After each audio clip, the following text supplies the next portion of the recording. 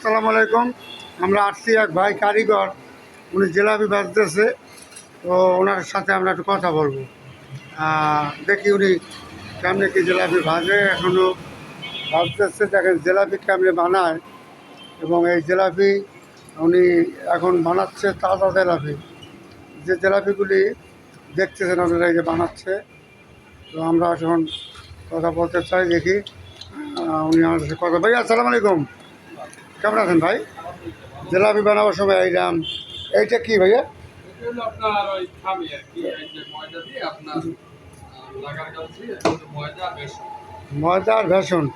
এরপরে এটা কী করবেন ভাইয়া? এটা ওই মানে নাপতে হলো এটা লেবু নেওয়ার পরে হ্যাঁ গরম তেলের মধ্যে ছাড়বো, হ্যাঁ, ভাজি করে তারপরে শিরে চুবো, শিরে চুবে মানে এইভাবেই জিলাপি তৈরি হয় না? জিলাপি তৈরি এই সেম একটু এরকমই হয়। হ্যাঁ, সব কারিগরে একরকম হয়। আচ্ছা, ধন্যবাদ আপনাকে ভাইয়া।